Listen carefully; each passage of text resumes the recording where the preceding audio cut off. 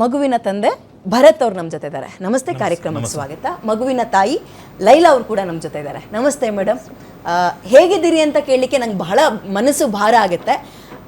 ಮಗುವಿನ ಪರಿಸ್ಥಿತಿ ಸದ್ಯಕ್ಕೆ ಹೇಗಿದೆ, ಏನು ಹೇಳ್ತಾ ಇದ್ದಾರೆ ಡಾಕ್ಟ್ರು? ಅದೇ ಇವಾಗ ಸ್ವಲ್ಪ ಟೈಮ್ ಬೈಪ್ಯಾಪಲ್ಲಿ ಇರಬೇಕು. ನೈಟ್ ನಿದ್ದೆ ಹೋಗುವಾಗ ಲೈಕ್ ಫುಲ್ ಟೈಮ್ ಬೈಪ್ಯಾಪಲ್ಲಿ ಇರಬೇಕಾಗುತ್ತೆ. ಮಾರ್ನಿಂಗ್ ಟೈಮ್ ಕೂಡ ಬೈಪ್ಯಾಪಲ್ಲಿ ಇರಬೇಕು, but after feeding half an hour to 1 hour break ಕೊಡ್ಬೋದು. ಅದೇ like complete full BiPAP machine ಅಲ್ಲಿ ಇರಬೇಕಾಗುತ್ತೆ. ಈಗ ಸದ್ಯಕ್ಕೆ ಅಂದ್ರೆ ಓಕೆ ಅಂದ್ರೆ ಜೋಲ್ಜೈಮಾನ್ ಇದು ಕೊಡ್ತಿದೀವಿ ಅಂದ್ರೆ ಅದು ಕೂಡ ಡಿಪ್ಲೀಟ್ ಆಗುತ್ತೆ. ನೀವು ಆ ದೊಡ್ಡ ಮೆಡಿಸಿನ್ ಹೋಗೋ ತನಕ ಇದು ಸದ್ಯಕ್ಕೆ ರೆಸ್ಡಿ ಪ್ಲಂಪ್ ಅಂತ ಅದ್ರ ಹೆಸರು. ಅದು ಮುಂಚೆ 6 ಲಕ್ಷ ಆಯ್ತಂತ ಒಂದು ಚಿಕ್ಕ ಬಾಟಲ್, ಅದು 1 ತಿಂಗಳಿಗೆ ಬರುತ್ತೆ.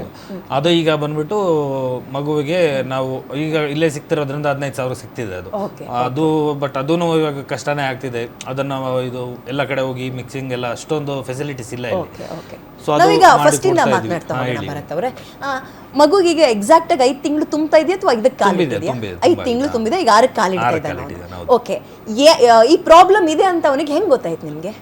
ಫಸ್ಟ್ ತಿಂಗಳಲ್ಲಿ ಕೈ ಸ್ವಲ್ಪ ಫ್ಲಾಪಿ ಆಗಿತ್ತು, ಅಂದ್ರೆ ಸರಿಗ ಆಡಿಸ್ತಾ ಇರ್ಲಿಲ್ಲ. ಕೈ ಸ್ವಲ್ಪ ಇತ್ತು, ಕಾಲೆಲ್ಲ ಚೆನ್ನಾಗೈತಾಗ ನಮ್ಗೆ ಡೌಟ್ ಬಂತು, ಏನು ಇವರು ಬಂದ್ಬಿಟ್ಟು ಅವ್ರ ಅಮ್ಮ ಮನೆಗೆ ಹೋಗಿದ್ರು. ಸೊ ನಾನು ಹೋಗಿ ನೋಟಿಸ್ ಮಾಡಿದಾಗ ಅದು ಗೊತ್ತಾಯ್ತು, ಅದು ಕೈ ಸರಿ ಆಯ್ತು. ಡಾಕ್ಟರ್ಗೆ ಒಂದ್ಸರ್ತಿ ತೋರ್ಸೋಣ ಅಂತ ಅಂದ್ಬಿಟ್ಟು Cloud9 ಎಲೆಕ್ಟ್ರಾನಿಕ್ ಸಿಟಿಯಲ್ಲಿ ಹೋಗಿ ಹಾಸ್ಪಿಟಲಲ್ಲಿ ಅಡ್ಮಿಟ್ ಮಾಡಿಸಿದ್ವಿ.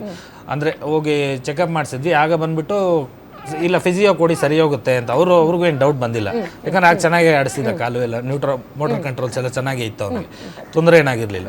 ಬಟ್ ಆ ಕೈ ಫ್ಲಾಪಿ ಆಗಿದ್ದಾಗ ಅವ್ರ ಫಿಸಿಯೋ ಕೊಟ್ಟ ಕೇಳಿದ್ ಸರಿಯೋಗ್ನೂ ಹೋಯ್ತು ಒಂದು ಸ್ವಲ್ಪ ದಿವಸ ಆದ್ಮೇಲೆ.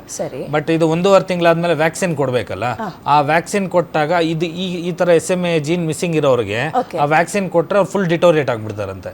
ಅಂದ್ರೆ ಇನ್ನು ಫರ್ದರ್ ಡ್ಯಾಮೇಜ್ ಜಾಸ್ತಿ ಆಗುತ್ತೆ ಒಂದೇ ಸತಿ, ಯಾಕಂದ್ರೆ ಬಾಡಿ ಸ್ಟ್ರೆಸ್ ತಗೊಳಕ್ಕಾಗಲ್ಲ ಅಷ್ಟೊಂದು. ಅಂದ್ರೆ ಈಗ ವ್ಯಾಕ್ಸಿನ್ ಅಂತ ಹೇಳಿದ್ರೆ ಮಗು ಹುಟ್ಟಿದ್ಮೇಲೆ 1.5 ತಿಂಗಳಿಗೆ 3 ತಿಂಗಳಿಗೆ ನಾವು ಕೊಡಿಸ್ತಾ ಹೋಗ್ತೀವಲ್ಲ, ಆ ವ್ಯಾಕ್ಸಿನ್ ಕೊಟ್ರೆ ಈ ಸಮಸ್ಯೆ ಇದ್ದವ್ರಿಗೆ ಇನ್ನೂ ಪ್ರಾಬ್ಲಮ್ ಆಗುತ್ತೆ.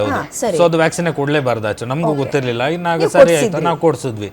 ಆಗ ಫುಲ್ ಕೋಲ್ಡ್ ಆಗಿ ಇನ್ನೂ ಸ್ವಲ್ಪ ಜಾಸ್ತಿ ಕಂಡೀಷನ್ ಸ್ವಲ್ಪ ಸಿವಿಯರ್ ಆಯ್ತು ಒಂದು. ನಮ್ಗೆ ಭಯ ಏನಿದು ಯೂಶಲ್ ಆಗಿ ವ್ಯಾಕ್ಸಿನ್ ಹಾಕ್ಸಿದ್ರೆ 1 or 2 days ಜ್ವರ ಕಾಮನ್ ಅದು. ಸೊ ಆ ಥರ ಅನ್ಕೊಂಡು ನಾವು ಲೈಟ್ ತೊಗೊಂಡ್ವಿ ಫಸ್ಟ್ 2 days. ಬಟ್ ಅದು ಹೋಗ್ತಾ ಹೋಗ್ತಾ ಅವ್ನು ಇನ್ನೂ ಅವ್ನು ಬ್ರೀತಿಂಗ್ ನೋಡ್ತಾ ಹೊಟ್ಟೆ ನಾರ್ಮಲ್ ಬೇಬಿಗಿಂತ ಹೊಟ್ಟೆ ಜಾಸ್ತಿ ಉಬ್ಬುತ್ತಿತ್ತು ಒಂದು.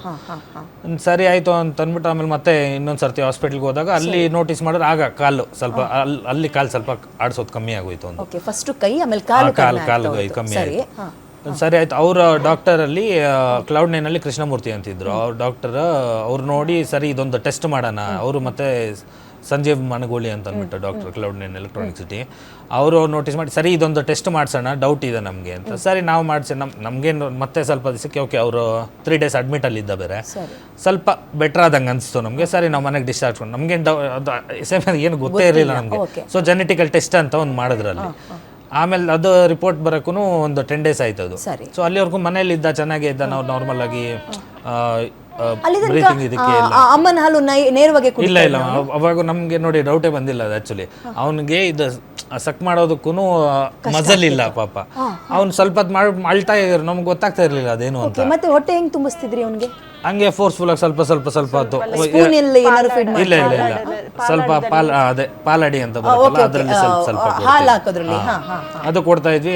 ನಂಗೆ ಹೋಗ್ತಾ ಇದ್ವಿ. ಅಂದ್ರೆ ಒಳ್ಳೆಲೆ ಅಂತ ಬರುತ್ತಲ್ಲ ಅದ್ರಲ್ಲಿ. ಕರೆಕ್ಟ್. ಯಾವಾಗಿಂದ ಶುರು ಮಾಡಿದ್ರಿ ಒಳ್ಳೆಲೆ ಹಾಕ್ಲಿಕ್ಕೆ? ಸ್ಟಾರ್ಟಿಂಗ್ ಇಂದ ಸ್ವಲ್ಪ ದಿವಸ ಅವಾಗಿಂದನೂ ಸರಿಯಾಗಿ ಸಕ್ ಮಾಡ್ತಾ ಇಲ್ಲ. ಸೊ ಸಕ್ ಮಾಡ್ತಾ ಇದ್ದಾನೆ ಹಾಲ್ ಬರೋದು, ಲೈಕ್ ಸಕ್ ಮಾಡಿಲ್ಲ. ನೀವು ಇದನ್ನ ಕೇಳಿಲ್ವಾ ಡಾಕ್ಟರ್ ಹತ್ರ? ಯಾಕೆ ಈಗ ಹುಟ್ಟಿದ 1 ದಿನ 2 ದಿನ ಸ್ವಲ್ಪ ಕಷ್ಟ ಆಗುತ್ತೆ ಮಕ್ಕಳಿಗೆ, ಗೊತ್ತಾಗಲ್ಲ ಓಕೆ ಹೊರಗೆ ಬಂದಿರ್ತವೆ ಅಂತ.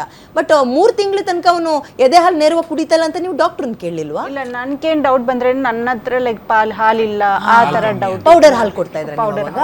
ಸರಿ ಸರಿ. ಸೊ ನಾವು ನಮ್ಗೆ ಡೌಟ್ ಇದ್ದಾಗ ಇವ್ರಿಗೆ ಹಾಲಿಲ್ಲ ಅಂತ ನಮ್ಗೆ ಎಷ್ಟೋ ಮಾಡಿದ್ವಿ. ನಾವು ಏನೇನೋ ಟ್ರೈ ಮಾಡ್ತಾರಲ್ಲ, ಅದು ಇದು ಮೆಂತೆ ಇದೆಲ್ಲ ಕೊಡೋದು ಎಲ್ಲ ಮಾಡಿದ್ವಿ, ಟ್ರೈ ಮಾಡಿ. ಬಟ್ ಅವ್ನು ಕುಡಿದ್ರೆ ತಾನೇ ಅದು ಮುಂದಕ್ಕೆ ಹಾಲು ಬರೋದು ಅನ್ನೋದು. ಸೊ ಆ ಥರ ಪ್ರಾಬ್ಲಮ್ ಆಯ್ತು ಅದು. ಸರಿ, ಆಮೇಲೆ ಯಾವಾಗ ಗೊತ್ತಾಯ್ತು ಈ SMA ಟೈಪ್ 1? ಟೆಸ್ಟ್ ಅಲ್ಲಿ ಕೊಟ್ಟಿವಿ ಅಂತ ಹೇಳಿದ್ವಲ್ಲ. ಸೊ ಅದಾದ್ಮೇಲೆ 10 days ಇವ್ನ ಮನೆಯಲ್ಲೇ ಇದ್ದ, ಅದು ಇದು ಮಾಡ್ತಿದ್ವಿ. ಸೊ 10th day ರಿಪೋರ್ಟ್ ಬಂತು, ಈ ಥರ SMA ಕನ್ಫರ್ಮ್ ಪಾಸಿಟಿವ್ ಅಂತ. ಅದು type 1 ಅಂತ ಬಂತು. ಅದು ಆ type 1 ಅಂದರೆ ಅಲ್ಲಿ SMN ಜೀನ್ ಇರುತ್ತೆ ಅಂತ. ಅದು ಸೊ ಬೇರೆ ಬೇಬಿಸ್ಗೆಲ್ಲ ಅದು ಕಾಪೀಸ್ ಒಂದು 644 ಅಥವಾ ಹಂಗಿರುತ್ತೆ. ಇವನ್ರಲ್ಲಿ SMN ಟೈಪ್ 1 ಜೀನ್ ಬಂದ್ಬಿಟ್ಟು ಕಂಪ್ಲೀಟ್ಲಿ ಮಿಸ್ಸಿಂಗ್ 0. ಓಕೆ. ಸೊ ಅದು ಆ ಜೀನ್ ಇದ್ದಾಗ ಏನು ಮಾಡುತ್ತೆ, ಅದು ರೀಪ್ರೊಡ್ಯೂಸ್ ಮಾಡ್ತಾ ಇರುತ್ತೆ ಪರ್ ಡೇ. ಇವಾಗ ನಮ್ಮ ಬಾಡಿಯಲ್ಲೆಲ್ಲ ರೀಪ್ರೊಡ್ಯೂಸ್ ಮಾಡಿ ಆ ಮಸಲ್ನ ಸ್ಟ್ರೆಂತ್ ಕೊಡುತ್ತೆ, ನ್ಯೂರಾನ್ ಕಂಟ್ರೋಲ್ಸ್ಗೆಲ್ಲ ಹೆಲ್ಪ್ ಮಾಡುತ್ತೆ. ಸರಿ. ಸೊ ಇದ್ರಲ್ಲಿ ಡೇ ಬೈ ಡೇ ಡಿಪ್ಲೀಟ್ ಆಗ್ತಾ ಇರುತ್ತೆ ಅದು.